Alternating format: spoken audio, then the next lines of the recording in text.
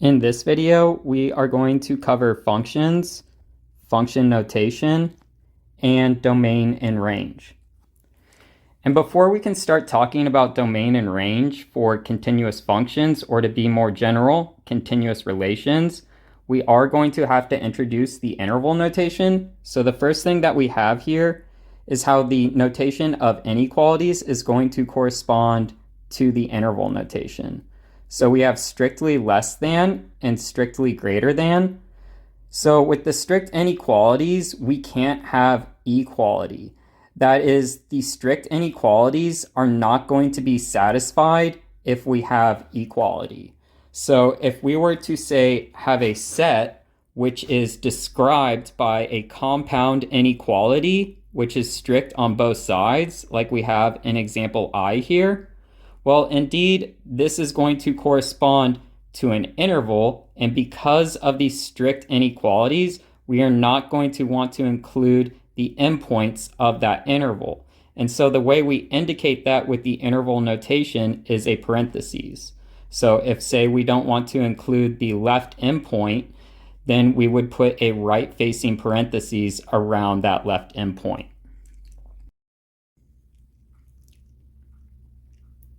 Then we have the non-strict inequalities. That is less than or equals to and greater than or equals to. So with the non-strict inequalities, we can have equality and the inequality is still satisfied, or rather true. So if we were to say have a set described by a compound inequality, which is non-strict on both sides, like we could imagine doing with example I here, well, this is again going to correspond to an interval, except now this time, because of the non-strict inequalities, we want to include both the endpoints in that interval. And so the way we do that is by using a bracket around both the endpoints.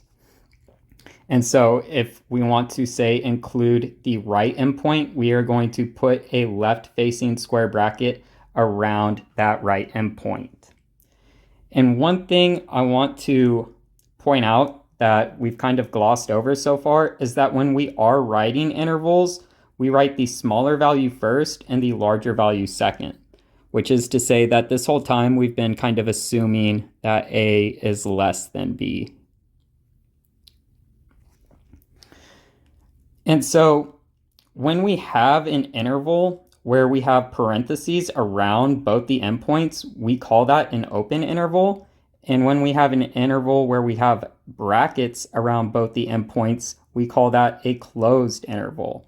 Now, of course, we can have intervals where, say, we have a parentheses around the left endpoint and a bracket around the right endpoint, or vice versa. We will see examples of this coming up. But yeah, we do have these special cases where we have, or rather special terminology for when we have parentheses around both the endpoints or brackets around both the endpoints. Though for now, it's not too important to us, though it will at times come up throughout the semester. And one other thing to note here is, so when it comes to plus or minus infinity, well, these are actually like limiting points and not actually real numbers, so they can never actually be reached. Thus, whenever we have plus or minus infinity as one of the endpoints, we kind of always know for free to use parentheses around those endpoints in the interval notation.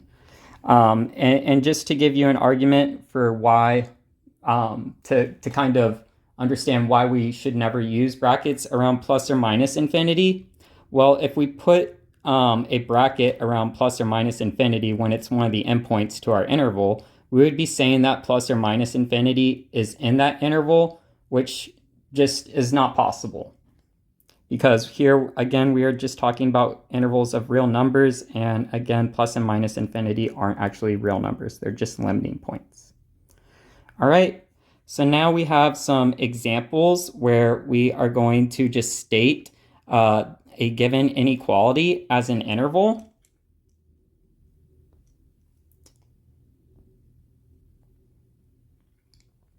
So in our first example, example I here, we have the compound inequality. X is greater than -5. Well, X is strictly greater than -5 and X is strictly less than 1.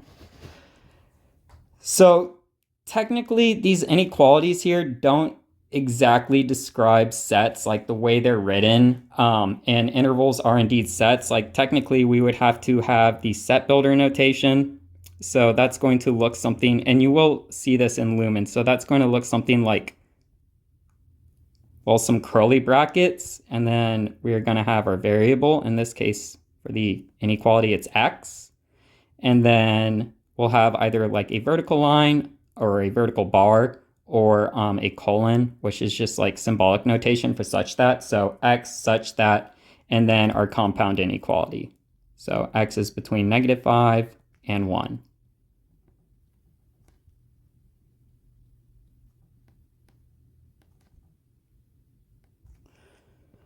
But we won't get too bogged down by any technicalities in these examples here. So for the remainder of the exercises, we will just be looking at the inequality and just trying to write it as an interval. But technically, if we were to say that this inequality is equal to that interval, well, we'd have to be thinking about like the inequality inside the set builder notation. Okay, and so now for our interval notation. So again, just reading the compound inequality as it's written, that gives us our endpoints. So -5 and 1. So we're going to write -5, comma 1. And then from here, we want to determine if we are going to use a parentheses or a bracket around each of those endpoints. So we have X is strictly greater than -5.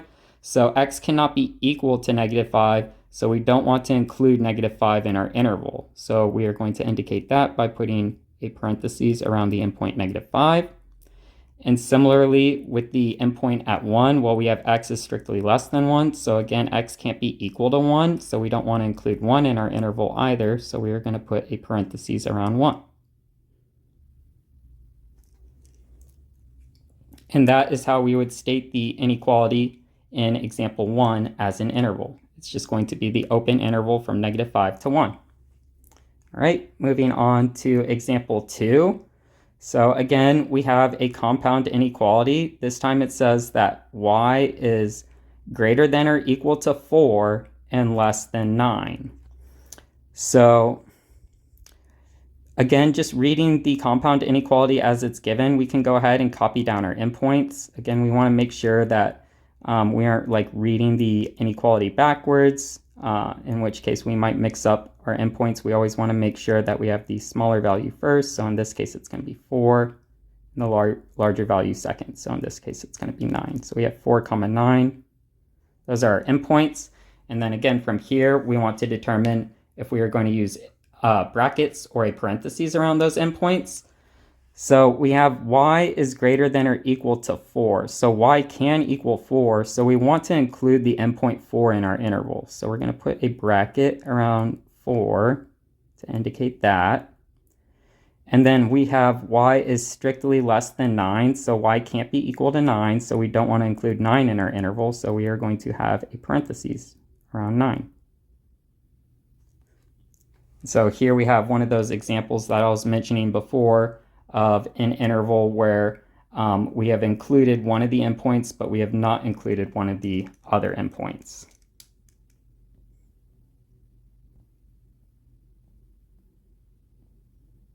All right. And so moving on, so now we have some one-sided inequalities. So these are going to be inequalities that are, in a sense, not bounded on one side.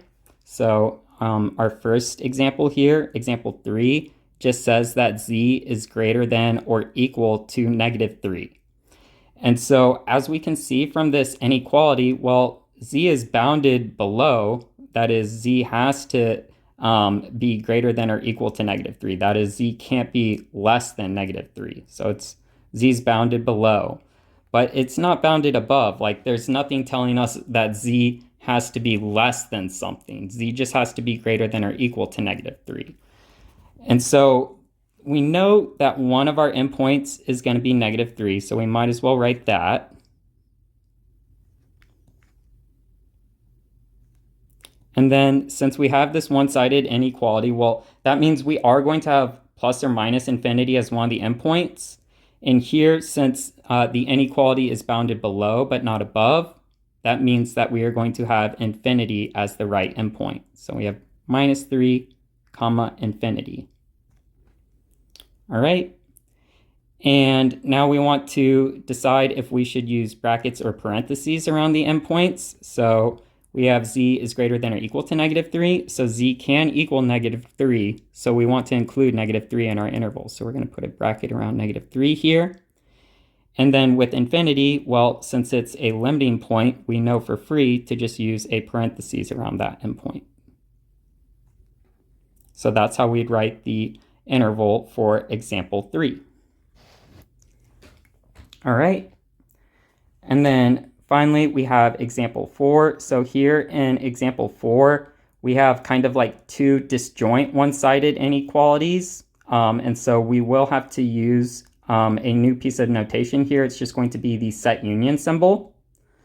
But let's go ahead and tackle the inequalities first. So our first inequality just says x is less than 2. And by the way, this is just a comma here, but you could read this as or. So we could read these two inequalities together as x is less than 2 or x is greater than 3. Okay, and if either one of these inequalities is satisfied, then the disjoint union of the two inequalities is satisfied. All right, so let's worry about writing the first inequality, x is less than 2, as an interval. So this time we have a one-sided inequality that's bounded above but not below. And so this means that our right endpoint is going to be 2. That's what's bounding the interval above. And then since this inequality doesn't say that x has to be greater than something, this means that this interval corresponding to the inequality is going to go all the way down to -infinity. All right.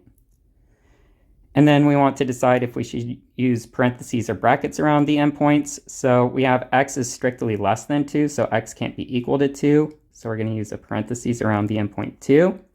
And then since -infinity is a limiting point, we know for free to just use a parentheses around that. Okay. And then for the other inequality, x is greater than 3. Well, this is actually very similar to the inequality we just dealt with, as long as you ignore the minus sign. And the only real difference is that instead of having the non-strict inequality, we have the strict inequality now. So x is greater than 3. So this is, again, an inequality that's one-sided. And just like in example 3, it's bounded below but not above. So this just means that our right endpoint is going to be infinity, and our left endpoint is going to be that lower bound, 3. So 3, comma, infinity. Oh, and I kind of jumped the gun there. Those are our endpoints. And now deciding if we should use parentheses or brackets. Well, we have x is strictly greater than 3, so we can't have equality. So rather, we can't have x is equal to 3, so we don't want to include the endpoint 3 in our interval. So we're going to use a parentheses around 3. And then infinity is just a limiting point, so we know for free to use a parentheses around infinity. And then the way we symbolically tie these two intervals together is going to be with the set union symbol.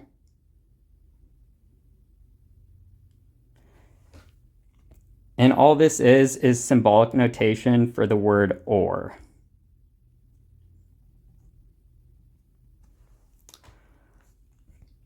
And by the way, so when you're doing your assignments in Lumen, a special symbols menu will pop up whenever you need to use the set union symbol. So you can just select the set union symbol from that special symbols menu. Again, it just looks like an upwards facing U or horseshoe. But if you don't want to use the special symbols menu, then you can just type in the answer field whenever you want to insert a set union symbol, \cup. So This is equal to the set union symbol in Lumen.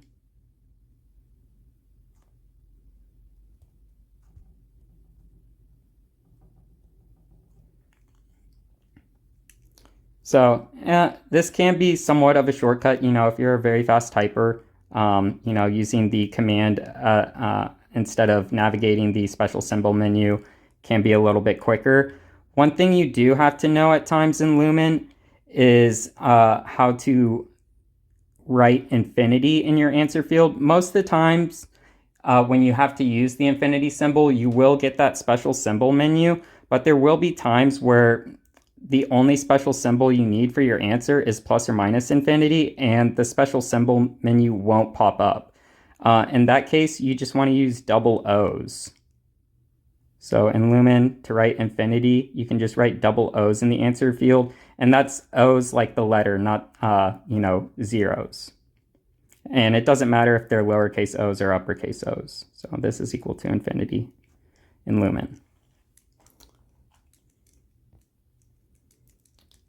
All right.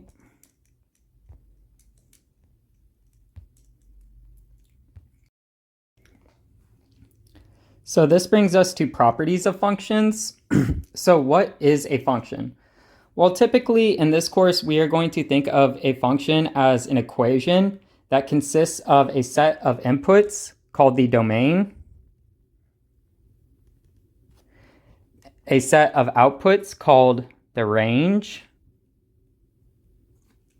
and a rule that each input determines exactly one output. Now, notice here we said equation. So technically a function is just a set of ordered pairs, which is all a relation is. And if we look at the ordered pairs, well, these are just points. And so the first component of the point is going to be the input, and the second component is going to be its assigned output. And so a relation is going to be a function whenever we see that each input is being assigned to only one output, or in other words, each input is assigned a unique output. And graphically, we can check to see if a graph is a function by applying the vertical line test.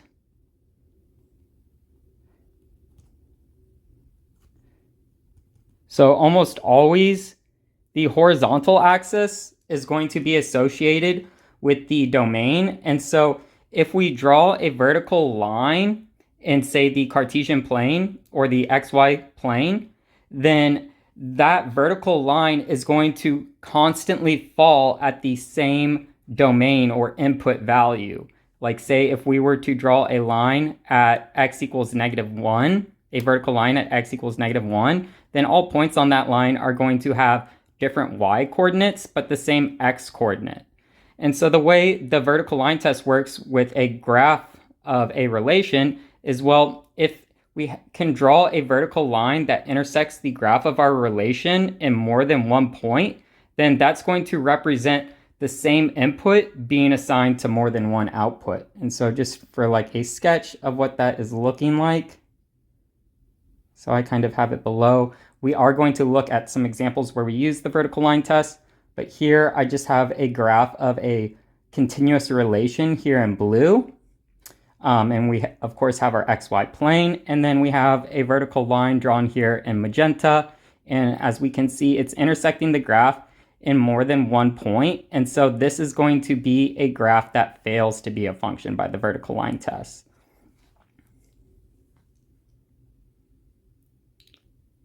So the vertical line test is very kind of deterministic whenever we are able to find a graph that is not a function, because we will be able to draw a vertical line that intersects the graph in more than one point, where when the graph is a function, we just kind of have to draw a few vertical lines and then eventually just convince ourselves, okay, if we keep drawing vertical lines ad exhaustum, there is no possible way we are going to eventually draw one that intersects the graph in more than one point.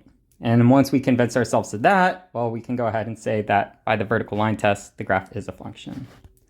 All right. So let's get into some examples. So in our first two examples, we are dealing with finite relations. And so here, since we are dealing with finite relations in our first two examples, well, the relation is literally just given to us as a set of points. Like if we were to go ahead and graph this relation, it's just going to look, well, this relation in example 1, I should say, if we were to graph this relation for example 1, its graph would just consist of 4 different points. And so the first thing we want to do, or that we are asked to do, is to determine whether this relation is a function. Well, for finite relations, it's very easy. All we have to do is just inspect the first component of each point. So that's going to correspond to the inputs. So we have 4 different points, 5, 1, 3, 2, 4, 9, and 7, 6.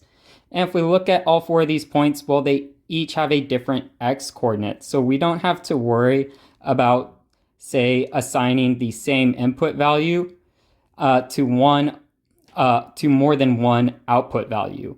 Because in order to do that, well, we would have to see the same input value appear in more than one of these points. And since they all have different x coordinates, it's not happening. So yes, this is a function. And then we're asked to state its domain. So here in these first two examples, since we are dealing with finite relations, we will be able to just list off the domain and range. We won't need our interval notation. So when you're trying to state like the domain and range for a finite relation in Lumen, all you want to do is use curly brackets, because that's the set notation, and then just list all the elements off in between those curly brackets. I will mention that Lumen does want you to write the domain and range for finite relations ordered from least to greatest. And I don't necessarily agree with Lumen counting answers wrong for them not being written from least to greatest, though I can see how it's sort of a beneficial practice to be in, since for the interval notation, like we've already talked about, the order does matter. You know, we want to write that smaller value first and that larger value second. So we might as well be in the practice of writing things in order.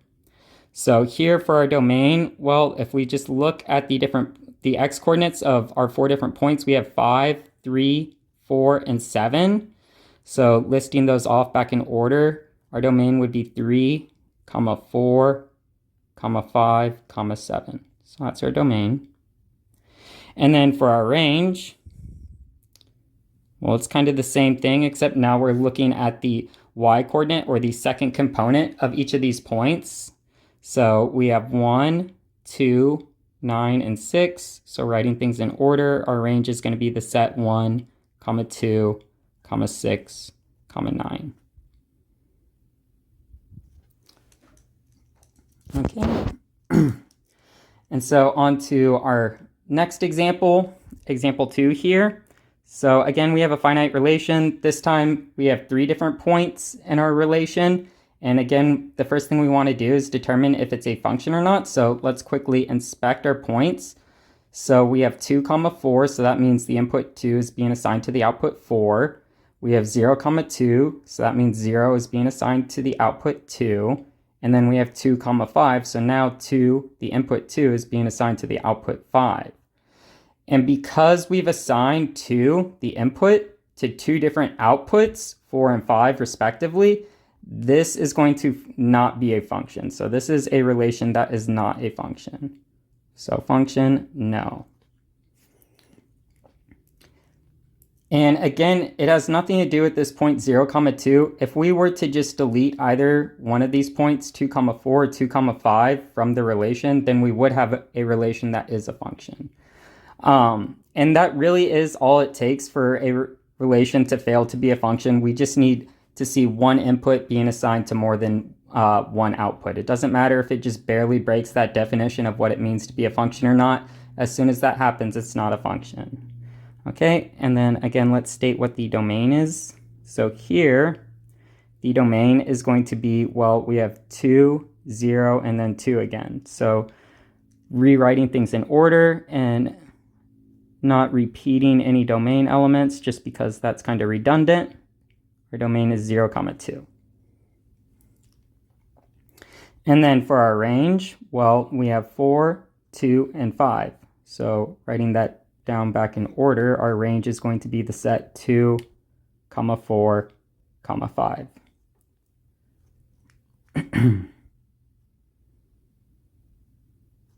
So that's our range. And I do want to point something out here, and this is just like a little bit of a life hack, if you will, that only works for these finite relations. So if you ever end up with a finite relation whose domain is smaller than its range, then that relation cannot be a function, because the only way for a finite relation to have a domain that's smaller than the range is to be assigning at least one of the domain elements or one of the inputs to more than one output, like we saw here in example 2. And so, by the way, these are examples of finite relations as just sets of ordered pairs. We might see a finite relation presented to us as a table of values, which is very similar to having it given to us as a set of ordered pairs. We could have a vertically oriented table of values, in which case the rows are going to be our ordered pairs. Or we could have a horizontally oriented table of values, in which case the columns are going to be our ordered pairs.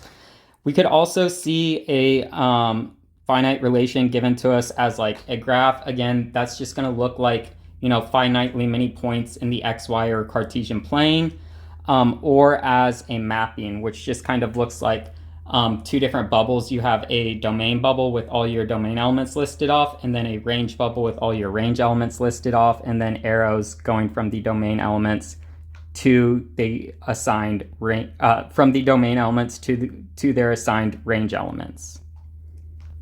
Okay.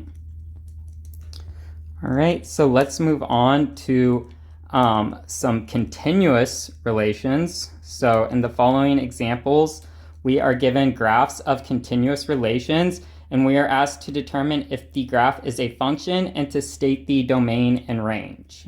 Okay. And so here we will be using the vertical line test. And so here we have our first example on the left, example I. As you can see, the graph that we're interested in is the one here in blue. I will point out that the graphs I use in my notes, they do have arrows kind of indicating that the graph extends indefinitely. You will often see in Lumen that there are graphs that kind of just run into the edges of the coordinate system, and there's kind of no arrows at the ends of the graph indicating that it's supposed to extend indefinitely. But I will tell you that generally you should just pretend or imagine that there are arrows at those ends, and that the graph does extend indefinitely, unless there is a solid dot or a empty dot, like indicating some terminating point on the graph. Just assume that it extends indefinitely whenever it runs into the edges of the coordinate system. Okay. So looking at our graph here in blue, so using the vertical line test, we can start trying to draw some vertical lines. So here's a vertical line at, say, x equals -4. And as we can see, it's going to intersect the graph in just one point there. So how about we do a vertical line here at x equals 4.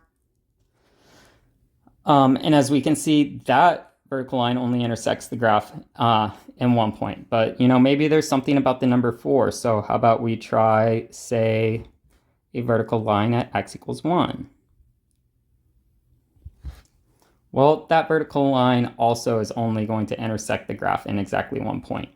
And let me go ahead and kind of try to emphasize these points of intersection by drawing a little green dot where the vertical lines are intersecting our graph here.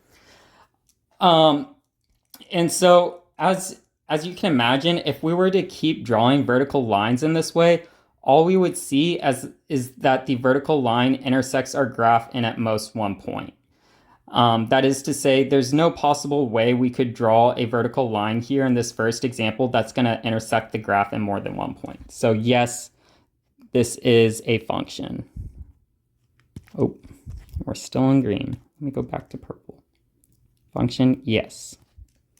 So again, this is kind of what I was talking about before. We can't possibly draw all the vertical lines to see that there's no way we can draw one that's going to intersect the graph in more than one point. We just kind of have to draw a few and then eventually convince ourselves like, yeah, I mean, there's no way we're going to be able to draw another vertical line that's going to intersect the graph in some way, well, in more than once. Okay, so yes, it is a function. All right, and now for the domain and range. Well, and here, just to kind of emphasize, what we are interested in when it comes to continuous relations, let me draw underneath the graph. Maybe pick some different colors.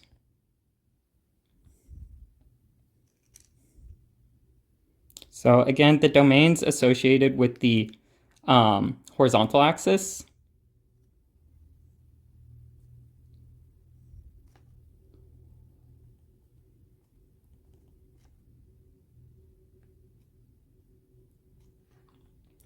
And so as we can see from the graph here, since it extends indefinitely, there appears to be no sort of restriction on the domain. And indeed, that's the case. So this just means that the domain is going to be all real numbers, or the interval from -infinity to +infinity. So domain is the interval from -infinity to infinity, which just means all real numbers. And not that you necessarily need to know it, but you will often see this notation used. So whenever we want to say all real numbers, we denote that set with this special uppercase R, which is just the same thing as this interval here. All right. And then for the range, so again, when it comes to the range, now we're shifting gears from thinking horizontally to thinking vertically.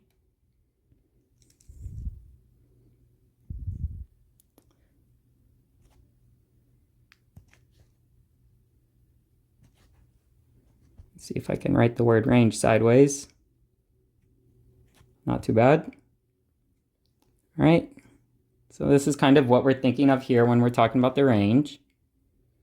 And as we can see from our graph here, again, since it just extends indefinitely, well, we can see that there's also going to be no real restriction on the range.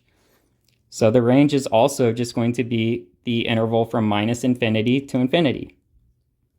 Where again, with the infinities, in interval notation, we know for free to use parentheses around those guys because they are limiting points, so we can't include them in our interval.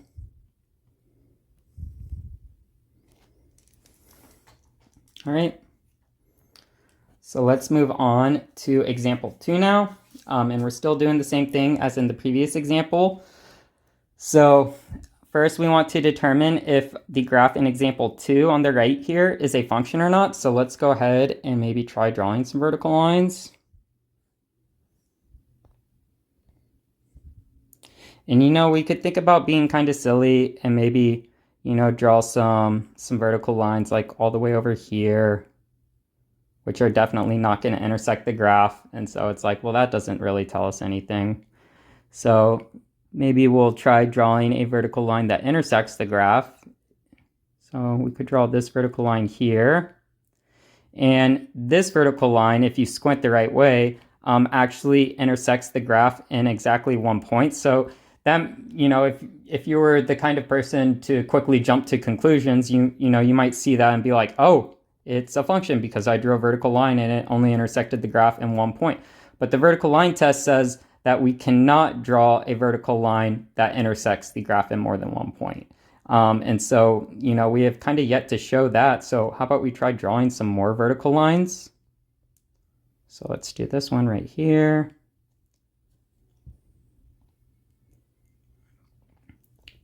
And so we can see that this third vertical line that I've drawn here now intersects the graph in more than one point. Let me go ahead and kind of dot these points of intersection. So here, this vertical line intersects the graph at the point -5, 0, and then this vertical line is going to intersect the graph at,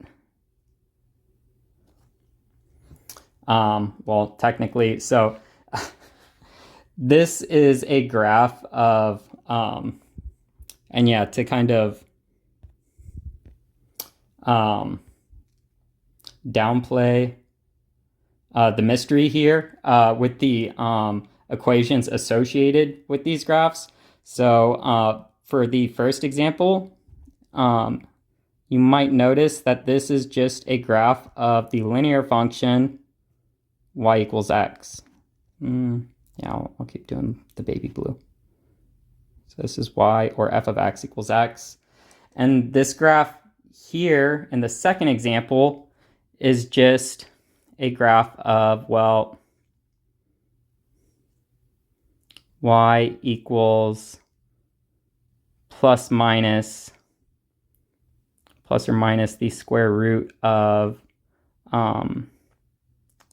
let's see here, x plus 5. Yeah. That way when x is -5, we have the square root of 0, and so y is equal to 0. That's that point right there. And when x is, say, -4, well, we are going to be looking at the square root of 1, which is 1. And so plus or minus that means we could have -1 or +1.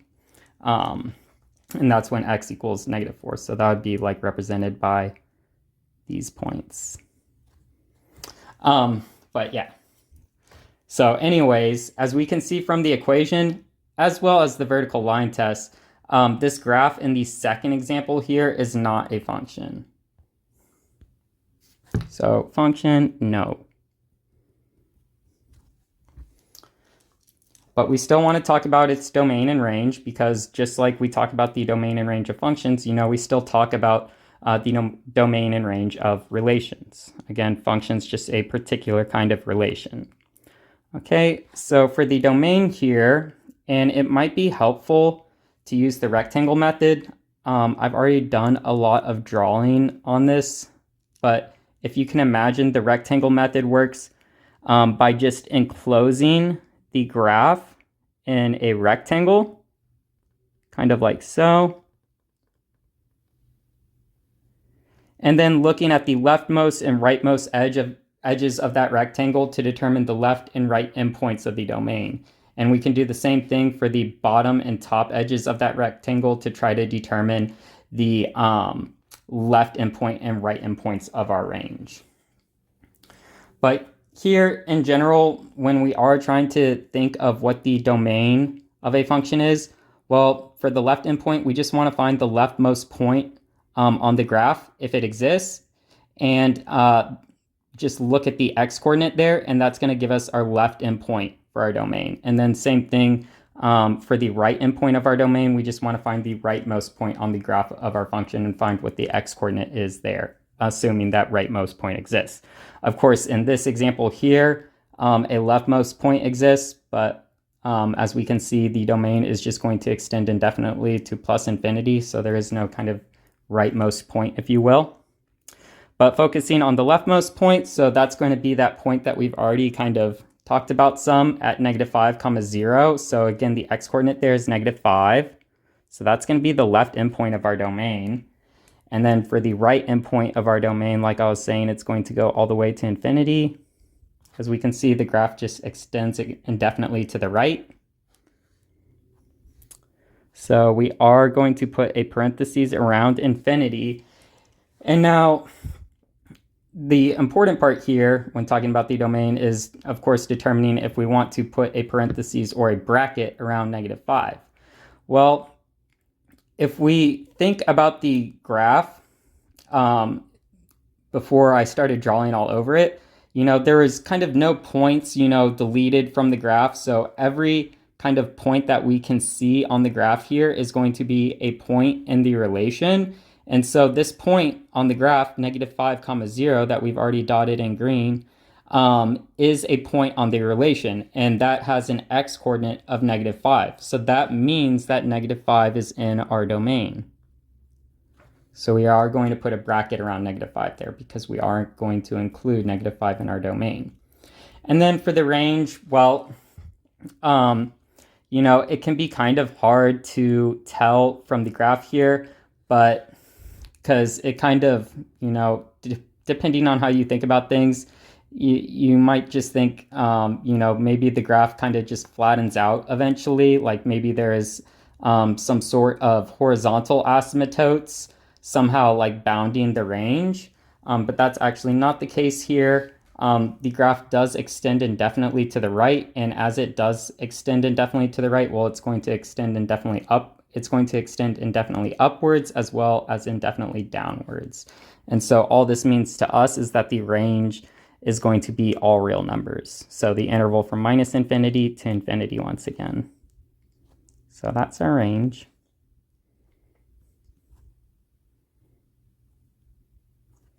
All right.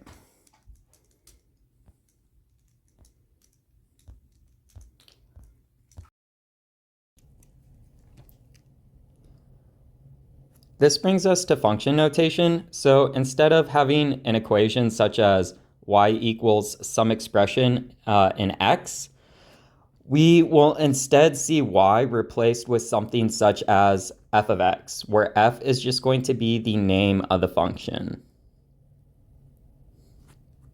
So as you can see from our equation here, we have an example of an equation in function notation. It just says f of x is equal to the square root of x squared plus 1. So again, f is just the name of the function.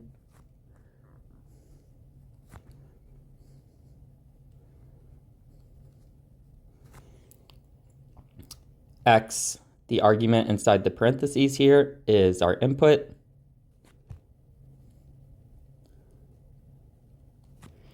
And then on the other side of the equation, we have our output, or rather the formula for how we calculate our output for a given input.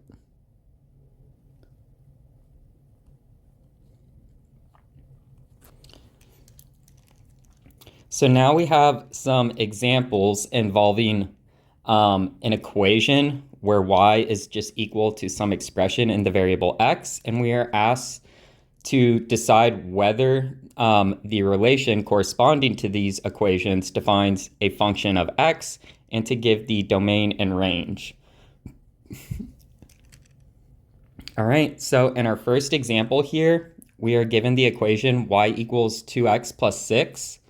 So when we are dealing with an equation and we are trying to determine if that equation is going to be a function or not, we could consider just taking that equation and putting it into a graphing utility and then viewing the graph corresponding to that equation and seeing if that graph would pass the vertical line test.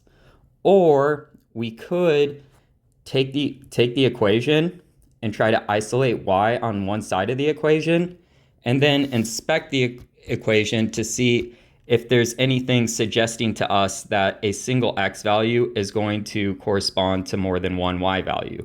This is usually going to look like, y equals plus or minus some expression in x, or like absolute value of y equals some expression in x.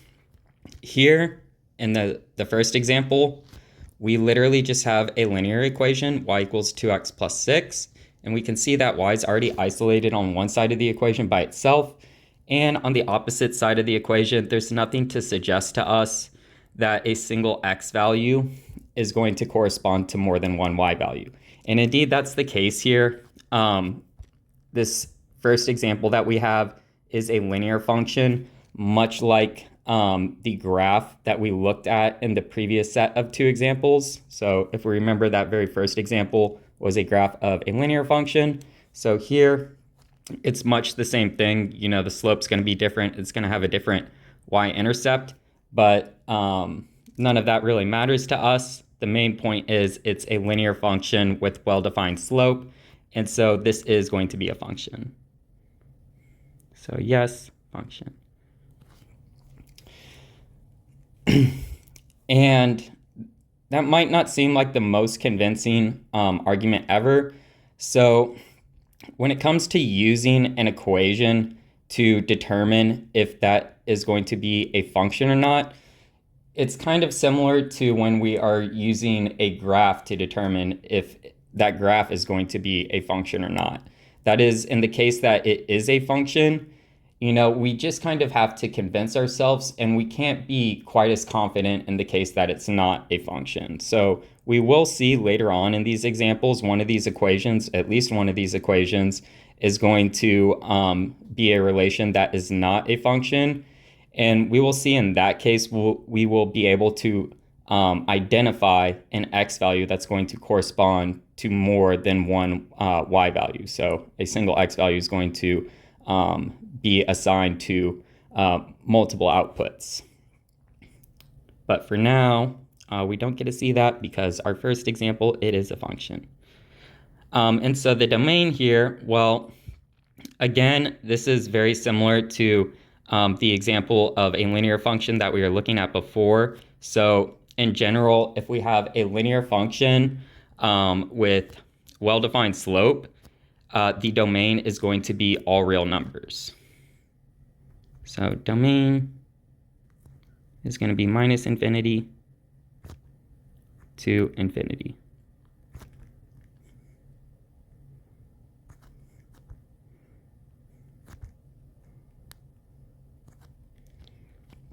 And then for the range, so here, since the slope is also non-zero, well, this means that the range is going to be all real numbers too.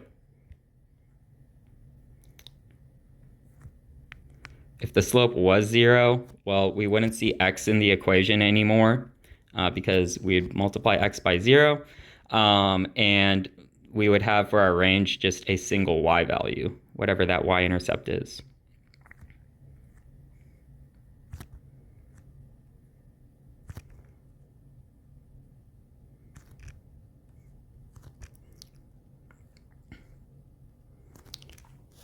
All right, so that's the domain and range for this linear function here in example 1.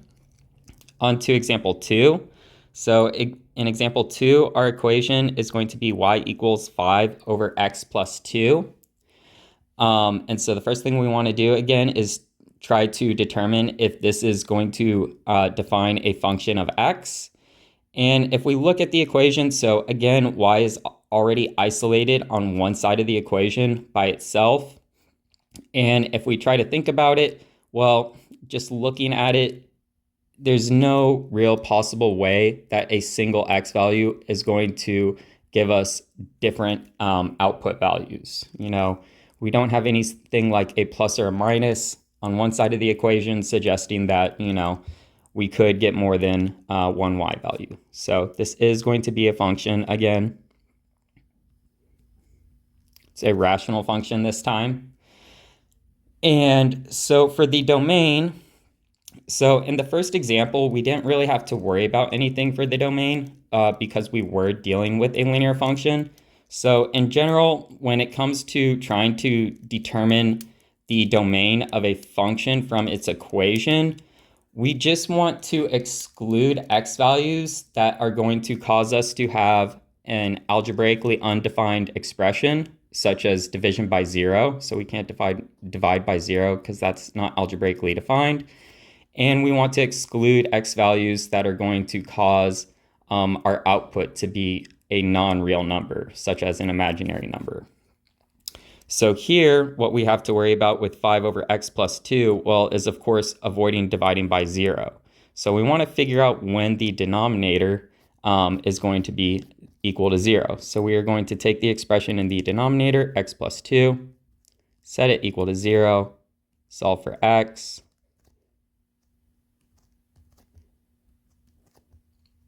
And we are going to realize, aha, the denominator is going to be equal to 0 when x is equal to negative 2. So we are going to want to exclude negative 2 from our domain. And of course, there's not going to be any other x values that are going to cause us to have some algebraically undefined expression. And there's also not going to be any x values here that are going to cause us to have a non-real number for the output. So as long as we exclude -2 from our domain, we are fine. So let's go ahead and do that. So here, since we are going to essentially delete just a single number from the entire real number line, our domain's just going to be like 2 disjoint intervals. So the first one's going to be -infinity up to -2. And then we'll do set union -2 to -infinity.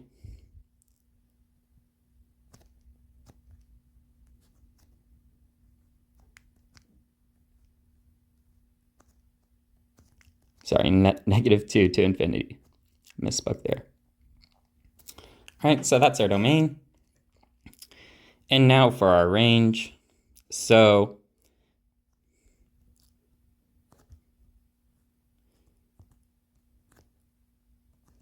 here, since we are dealing with a rational function, we should be worried about a horizontal asymptote, because if there is a horizontal asymptote, well, that is going to probably cause us to miss a y value in our range. And so here, with the expression y equals 5 over x plus 2, so there is going to be a horizontal asymptote y equals 0. So the graph of this expression, 5 over x plus 2, is never going to cross-touch or intersect the line y equals 0, which means that 0 is going to be excluded from our range here. And of course, if we entered the expression into a graphing utility, we would see that is true. So the range is -infinity to 0. And we could set 5 over x plus 2 equal to 0, and we would find that, we can't solve that equation for an x value.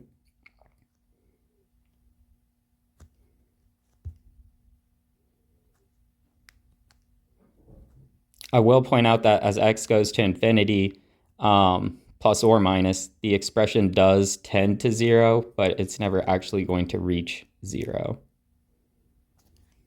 All right, that's our range. On to example 3. So for example 3, we have the equation y equals the square root of 2x minus 1.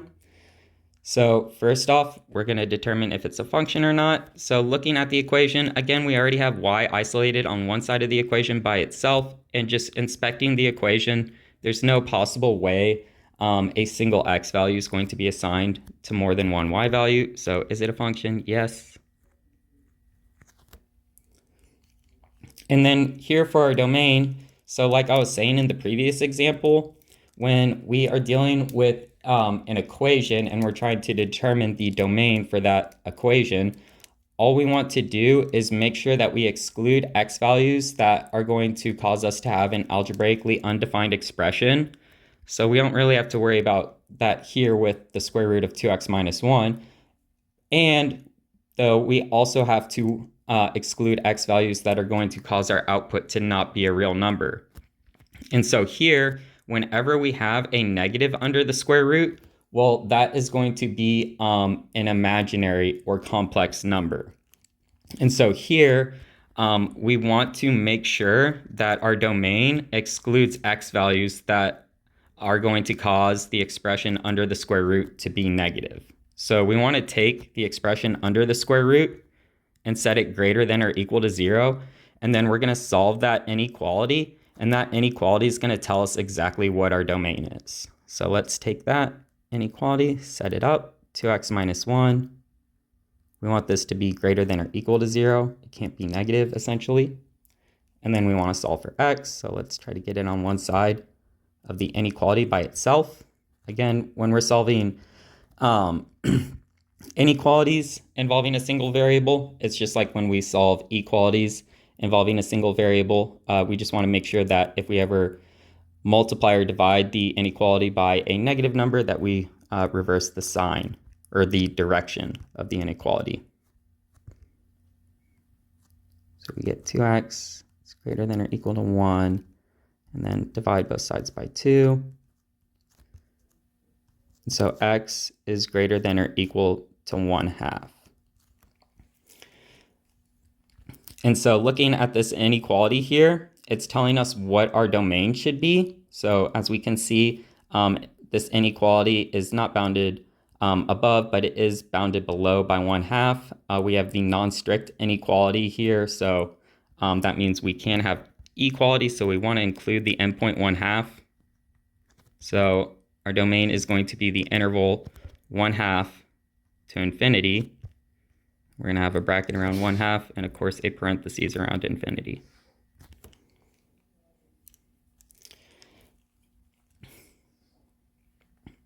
All right, and now for our range.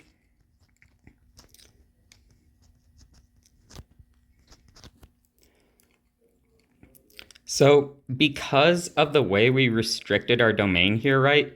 So when x is equal to 1/2, well, 2x minus 1 is going to be equal to 0 because we're going to have 2 times 1/2 is 1, and then minus 1 is 0.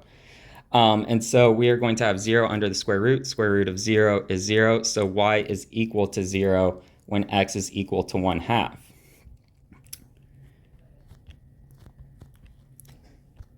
And this is actually going to be the lowest y value in our range. So 0 is going to be the left endpoint of our range. And then, of course, for larger x values, we are just going to get larger y values. That is, this function is going to be increasing. So we're going to go from 0 all the way up to infinity. And we do include the left endpoint 0 because, well, when x is equal to 1/2, and again, 1/2 is in our domain, the corresponding output value is going to be 0. So 0 is included in the range. All right, and on to our fourth and final of these examples. So in the fourth example, we are given the equation y to the 6 equals x.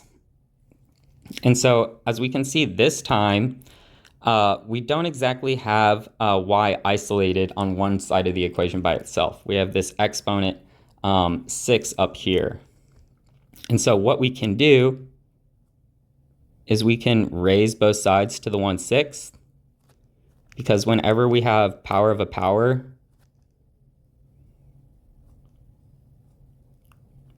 that's going to equal the product of the powers. So we can essentially change this exponent from the left-hand side from a 6 to, well, a 1. But there is a catch, which we will see. So when we go to simplify y to the 6 to the y to the 6 to the 1/6, well, we end up with the absolute value of y. So the left-hand side is actually going to simplify to the absolute value of y. And then on the right-hand side, we just have x to the 1/6. And the reason for this is because, well, if y was negative, when we raise it to the 6, so when we raise it to an even power, that negative is going to become a positive no matter what. And so when we simplify this exponent by raising both sides to the 1/6, well, we end up with the absolute value of y on the left-hand side, because we don't know if y was originally negative, and then, we just raised it to an even power to make it positive. We lose that information. Another way to write this would be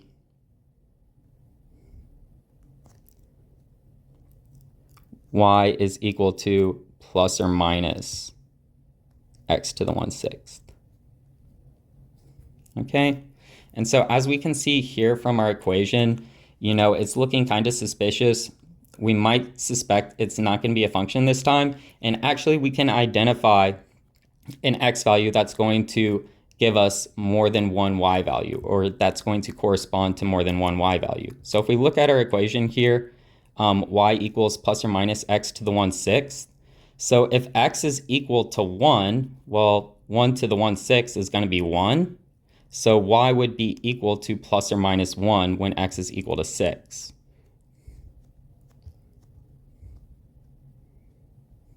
So if we have x equal 1, then according to the equation, we can have y equal to plus or minus 1.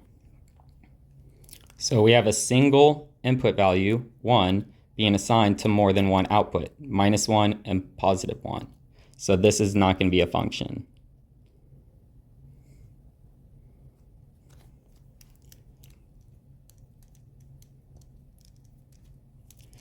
Okay, and then now for our domain. So again, since we have y equals to plus or minus x to the 1/6, so we have an even root here, and so we want to make sure that we end up again with a real number for the output. So whenever we are dealing with an even root, we just want the expression that's being raised to that even root to be non-negative, just like in the previous example. So we are going to want to have x greater than or equal to 0 here for the domain. So that way we have a real output. So our domain is just going to be x greater than or equal to 0. You know, we could set up the inequality like last time, but there's not really anything to solve for here because we already have x by itself. And again, because, well, this time the expression that's being, that is under the even root is just x. So domain here is going to be the interval from 0 to infinity. And we are going to include that left endpoint again, because there's nothing wrong with raising 0 to an even root. It's just going to be 0. And then for the range, well, here, because the plus or minus, it's actually going to be all real numbers. So range minus infinity to infinity.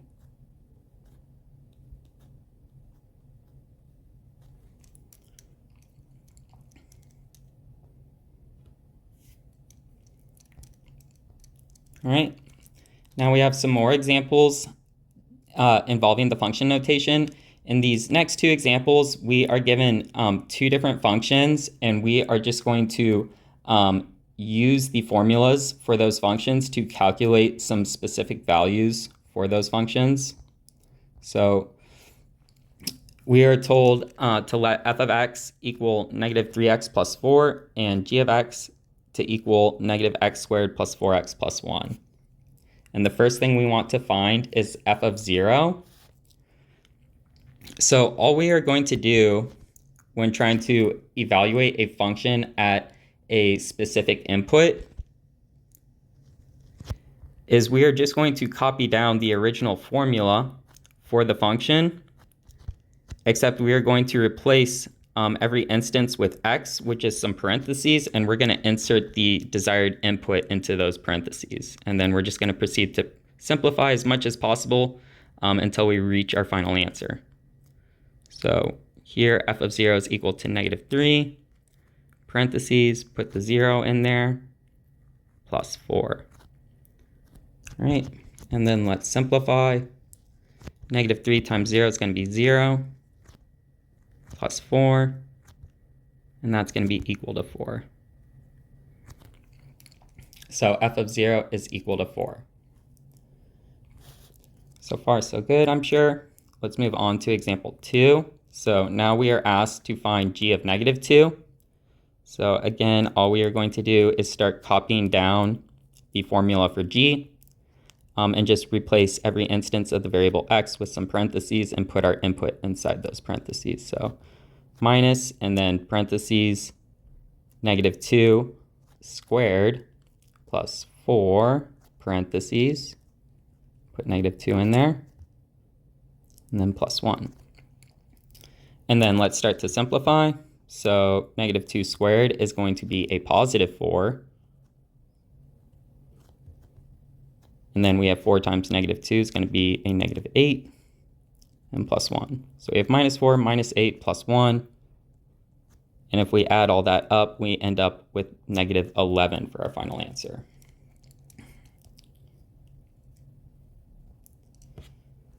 All right, moving on to example 3.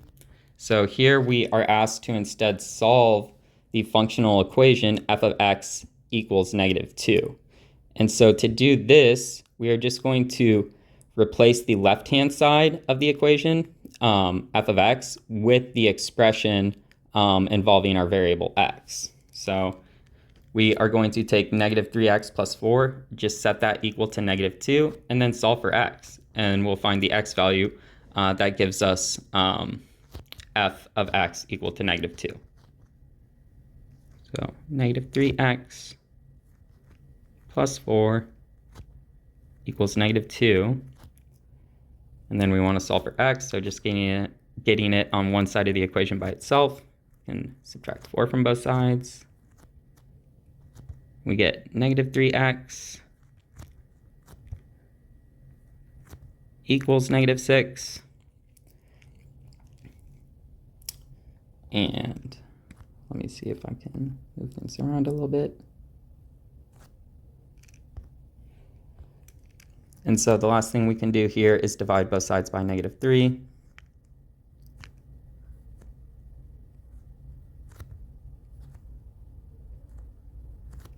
And we end up with x is equal to negative 6 over negative 3, which reduces to a positive 2.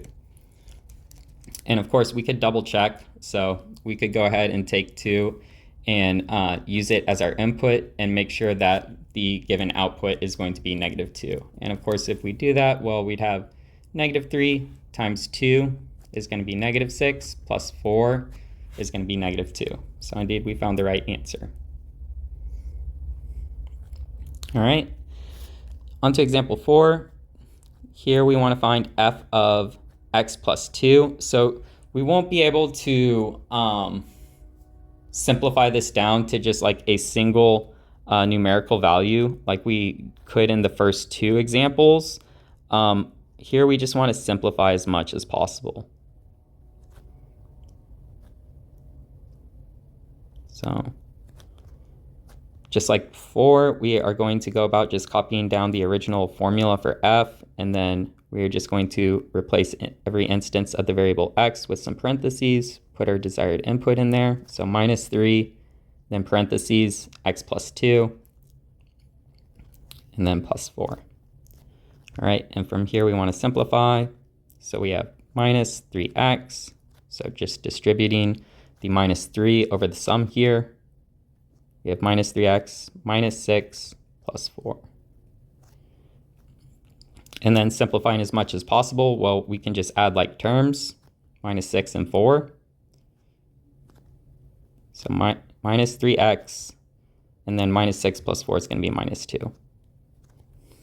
So f of x plus 2 is equal to minus 3x minus 2.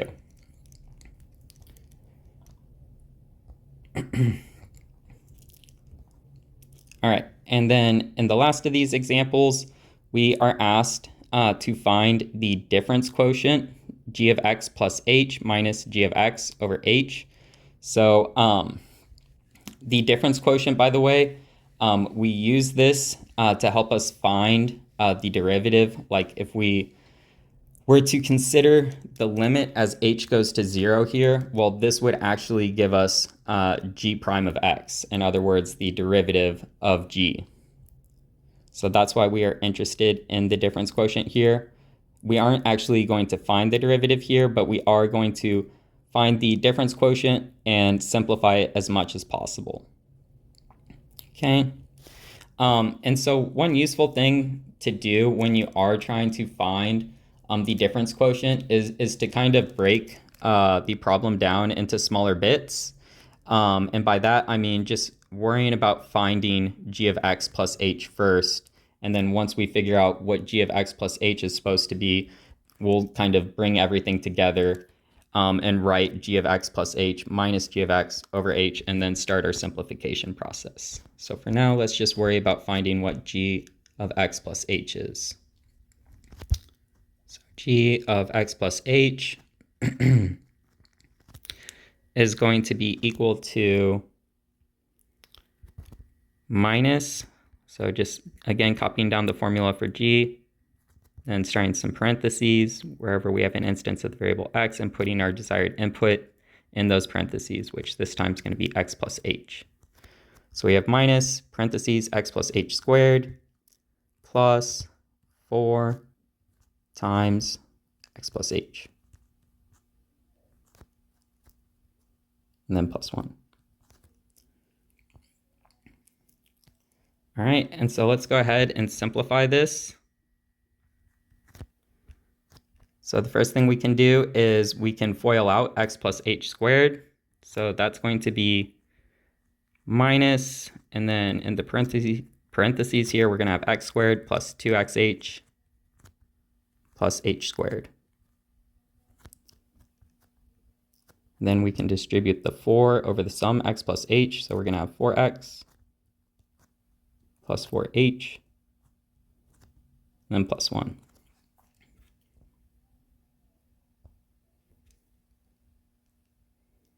And if we wanted to, we could go ahead and distribute that minus sign. So we would have minus x squared minus 2xh minus h squared.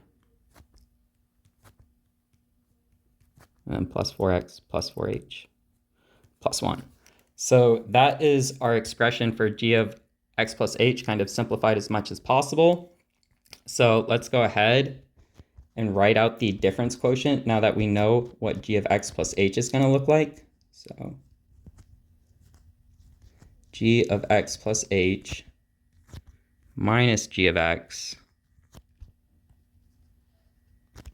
over h is going to be equal to, well, for g of x plus h, we are going to have minus x squared minus 2xh minus h squared plus 4x plus 4h plus 1.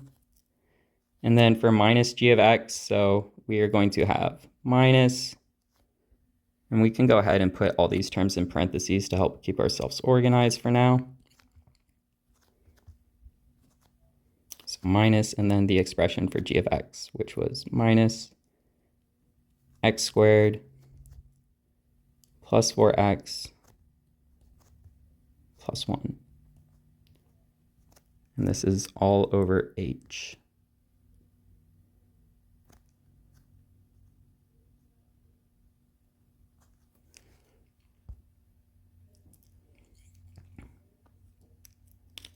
All right. And so let's go ahead and distribute that minus sign.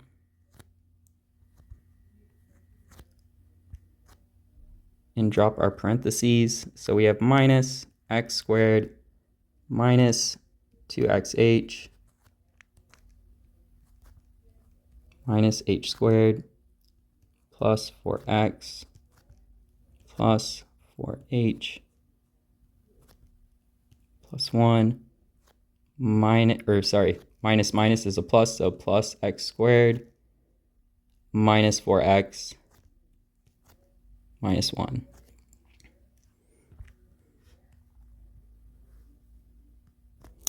And then this is still all over h. And if we look, so in the numerator here, we have some like terms that are going to cancel out. So we have a minus x squared over here and a plus x squared. So those are going to add up to be 0. So let's just cancel those out with each other. We also have a plus 4x and a minus 4x. Those are going to cancel each other out. So let's cross them. And we also have this plus 1 and this minus 1. Those are going to cancel out.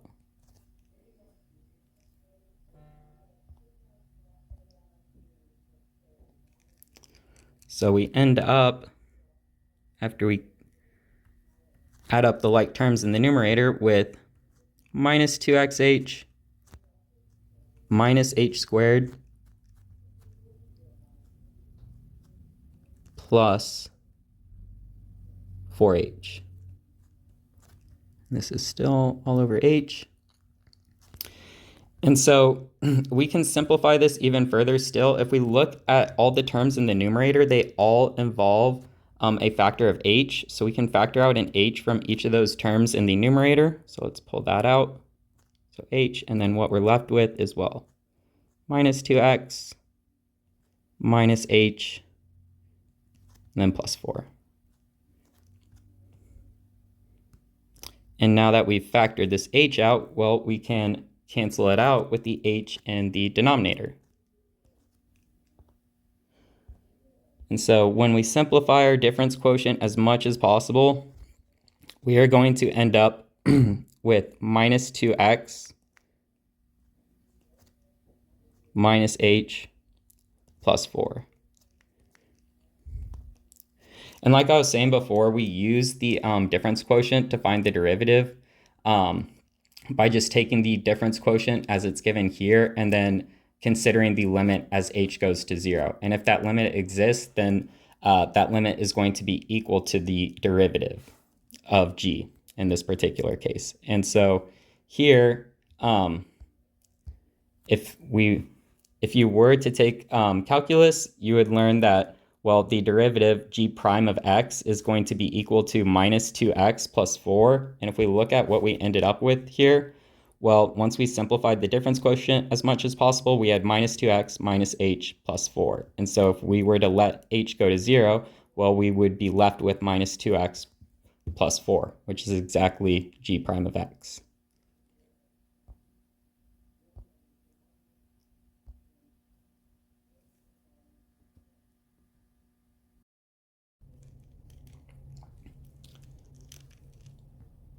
Now we are going to talk about one-to-one functions. So a one-to-one function is just going to be a function in which each output corresponds to exactly one input.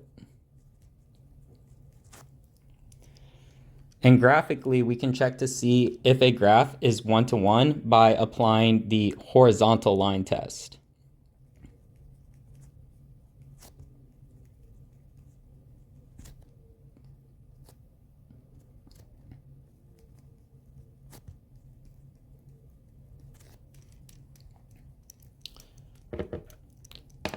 So if a function is one-to-one, essentially what this means to us is that the inverse relation is going to be a function. Because, well, if we think about the inverse relation, well, its graph is going to pass the vertical line test. So now we have some examples where we are going to determine if the graph is a one-to-one function just by using the horizontal line test.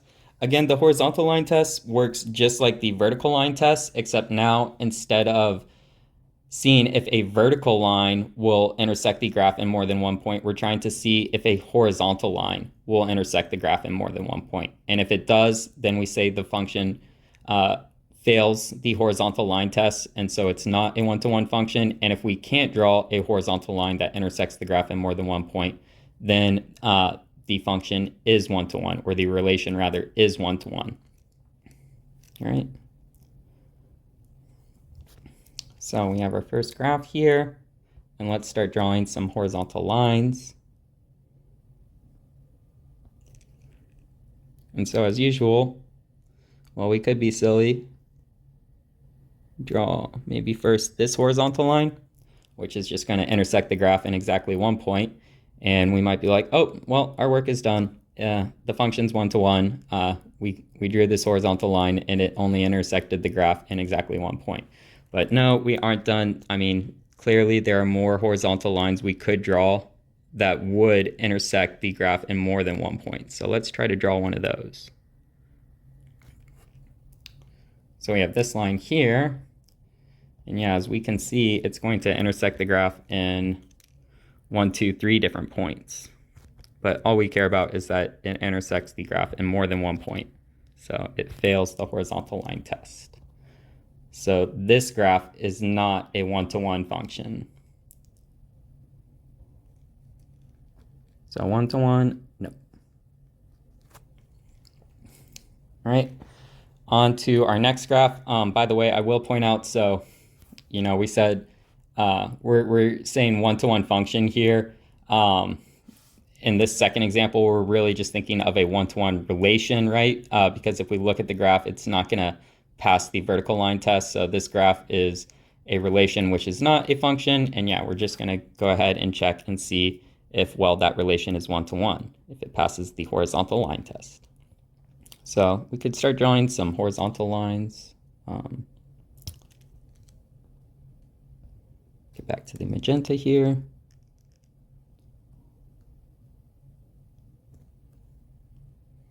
So there's one.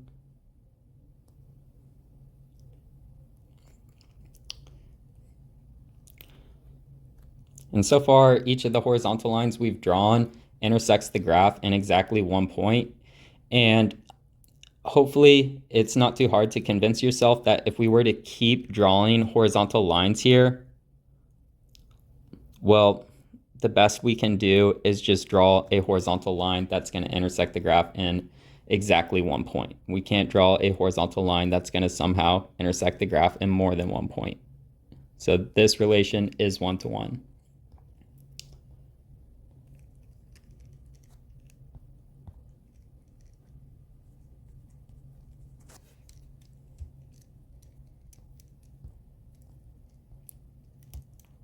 We will worry more about one-to-one functions when we get into inverse functions. Like I said, if a function is one-to-one, that means the inverse relation is going to be a function too. Moving on to piecewise functions.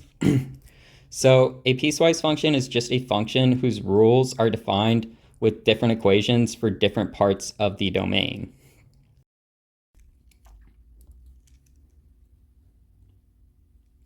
All right, so now let's get into the examples. So in these examples, we are given some different piecewise defined functions, and we are asked to graph each of the piecewise functions.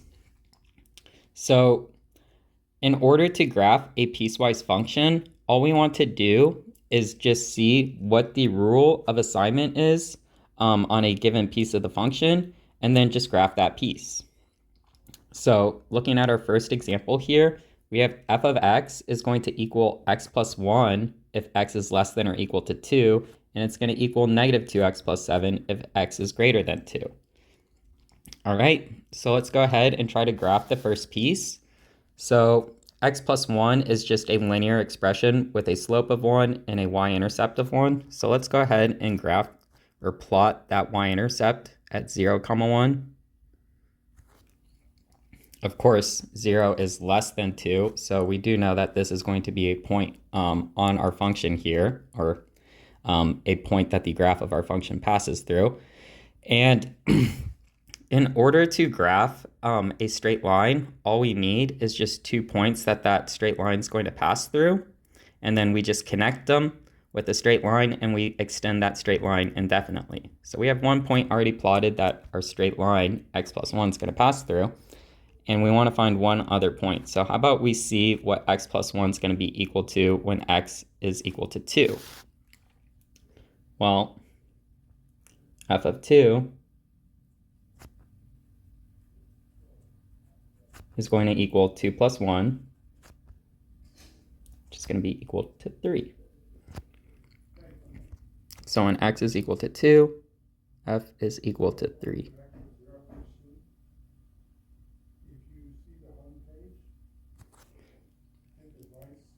All right. I will also point out, so when x is equal to 2, negative 2 times 2 is negative 4, and then plus 7 is 3. So this means that where the function is getting glued together, or rather where we change pieces rather, the function's value is actually going to agree. So the two pieces to the graph here are going to kind of paste together nicely.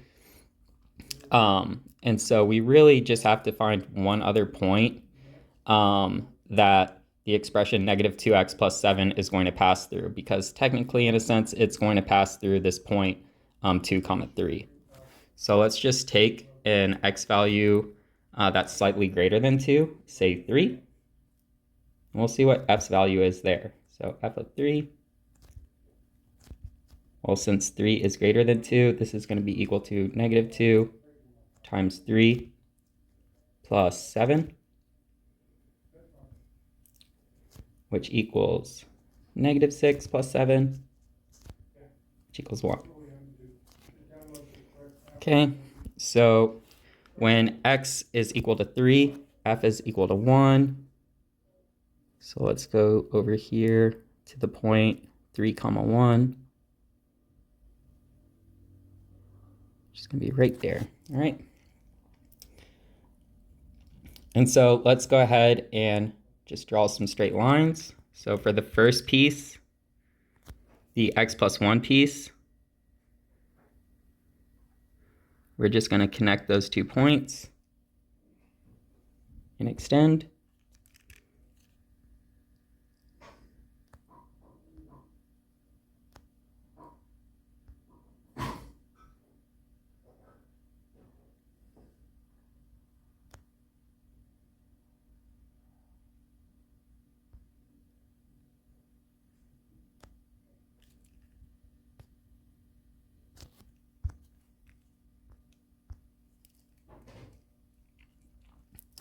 And then same for the other piece.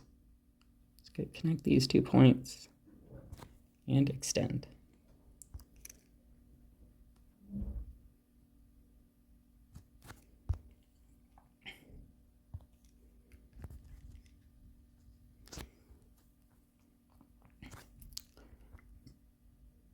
And there's our graph of f of x.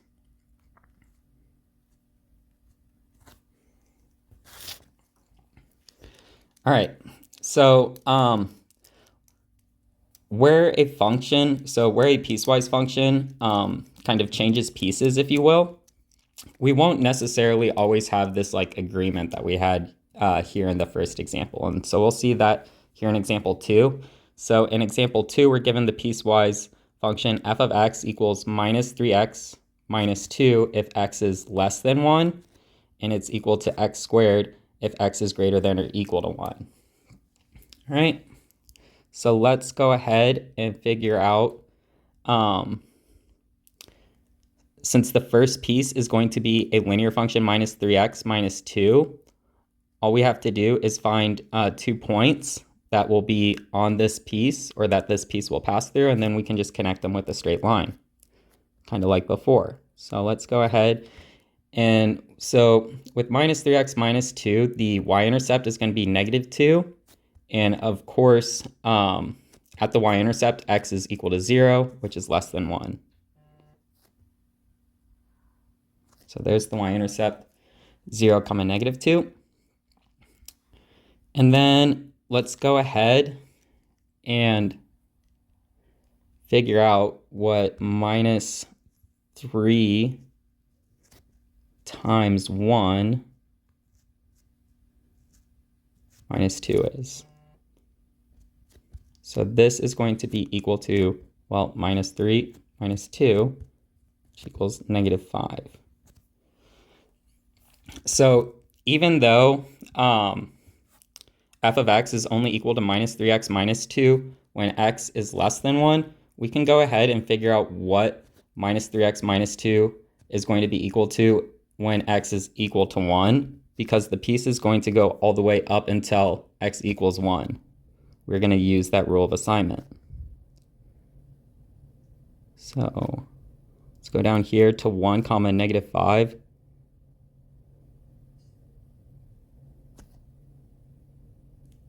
Let me try that again, actually.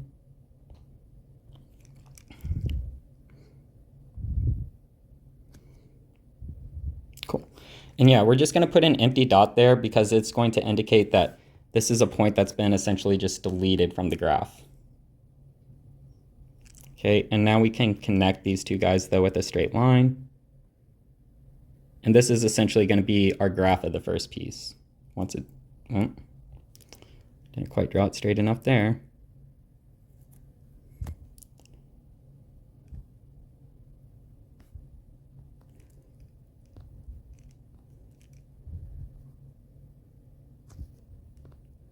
Okay.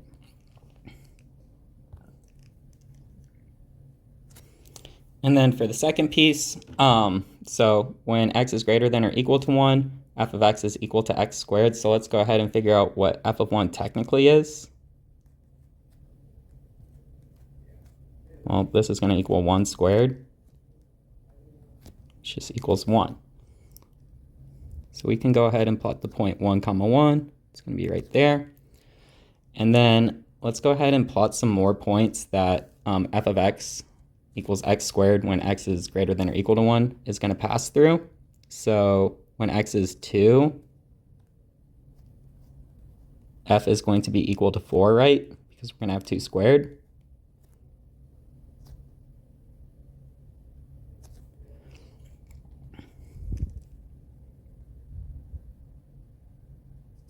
And then when when x is equal to 3, f of 3 is going to equal to 9. So it's going to be like this point up here.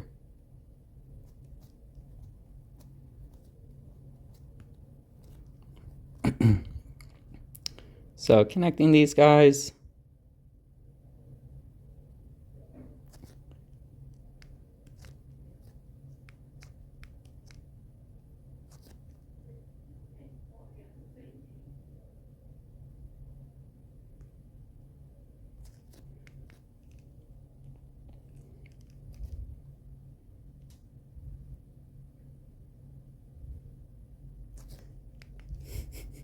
I'm trying to make this piece look like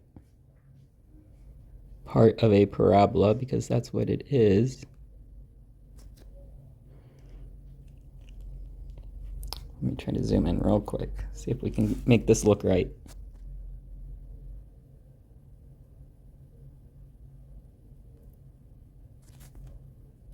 All right.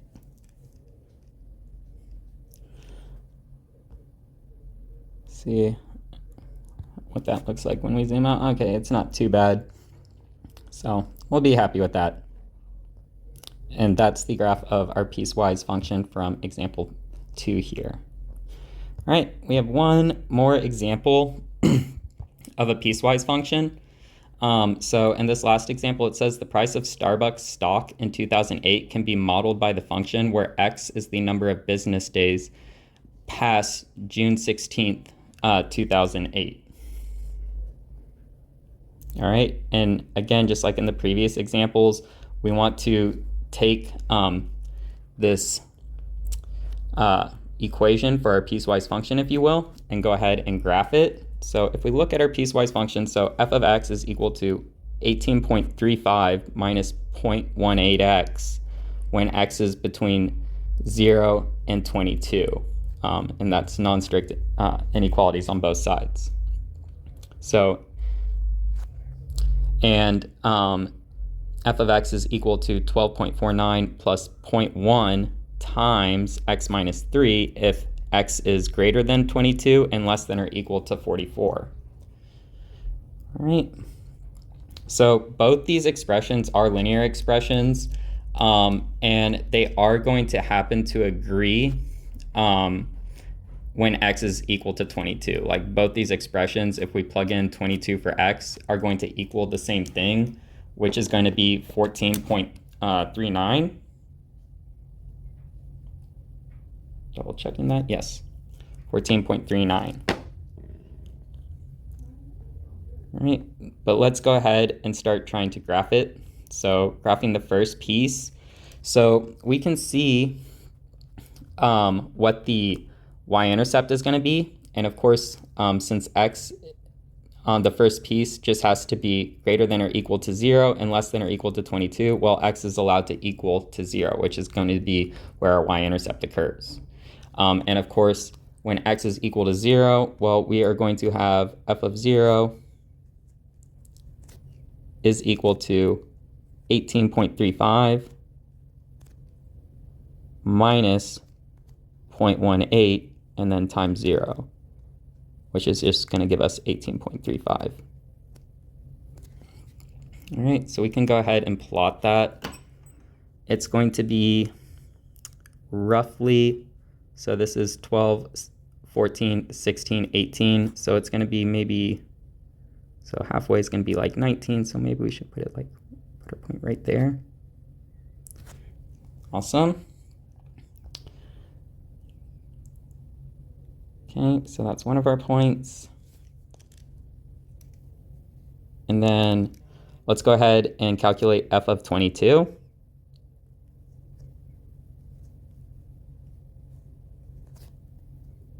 So this is going to be equal to 18.35 minus 0.18, and then times 22. And this is going to turn out to be 14.39. And yeah, again, so this is also what 12.49 plus 0.1 times 22 minus 3 is going to be equal to. So they are going to agree at that point. So let's see. This is going to be 22 right here. And then let's go. So 12, 14. So maybe put the point right there. And we can go ahead and now graph the first piece. So let's just connect these guys with a straight line.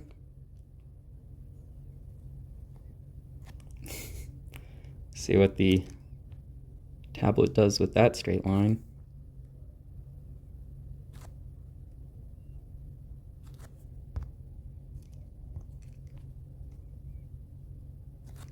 Right? So there's our first piece. And again, we technically already have a point that the second piece will pass through in a sense. Technically the second piece doesn't start till after 22 or to the right of x equals 22, but we do have that agreement there.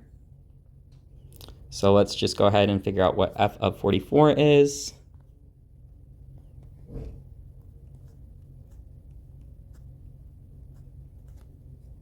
And this is going to be equal to, well, 12.49 plus 0.1 times 44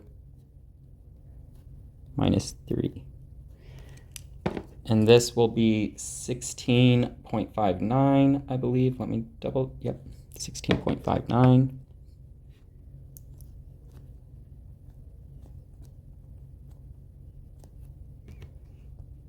So let's go over to 44, so it's 42, 44, and then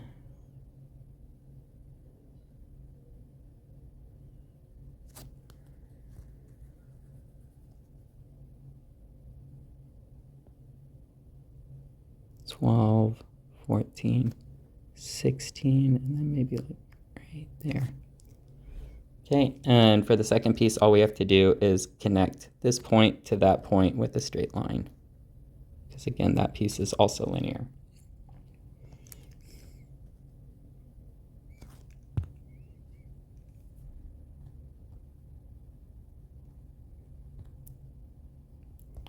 All right, so there's our graph of f of x. Again, that is the formula, the piecewise formula for f of x. It's linear on both pieces, and the pieces do agree where our rule changes, our rule of assignment changes. Okay, and for the last part of this question, it asks us, what is the lowest stock price during the period given by f of x? And that's going to be, of course, 14.39.